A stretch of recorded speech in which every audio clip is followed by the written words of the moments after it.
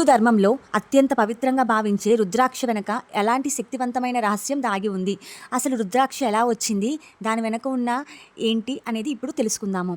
శివపురాణం, దేవి భాగవతం వంటి గ్రంథాల ప్రకారం రుద్రాక్షలు పుట్టుకకు సంబంధించినవి 3 ప్రధాన కథలు ఉన్నాయి. ఒక కళ్యాణం కోసం శివుడు వేల ఏళ్ల పాటు ధ్యానం చేశాడు. ధ్యానం ముగించిన కళ్ళు తెరిచినప్పుడు మన వాలి బాధలను చూసి ఆయన హృదయం కరిగిపోయింది. ఆ కరుణలో పుట్టిన కన్నీటి చుక్కలు భూమికి తాకిన చోట రుద్రాక్ష చెట్టు మొలిచాయని శాస్త్రాలు చెబుతున్నాయి. త్రిపురాసురుడనే మహారాక్షసుడు సంహరించే సమయంలో శివుడు అఘోర శక్తిని ఉపయోగించాడు. ఆ అపారమైన ఏకాగ్రత శక్తి భావంతో శివుని కళ్ళ నుండి రాలిన శక్తి కన్నీటిలే రుద్రాక్షలుగా మారాయని మరో పురాణం కథ చెబుతుంది. ప్రియబాయిడ సతీదేవిని కోల్పోయిన దుఃఖంలో శివుడు లోకమంతా సంచరించాడు. ఆ బాధలో ఆయన కళ్ళ నుండి రాలిన కన్నీటి చుక్కలే రుద్రాక్షలుగా మారాయని మరొక కథ చెబుతుంది. నెక్స్ట్ ఎపిసోడ్లో రుద్రాక్ష అంటే ఏంటి, ఏ చెట్టు నుంచి వచ్చింది, దాంట్లో ఎన్ని రకాలు ఉన్నాయో తెలుసుకుందాం.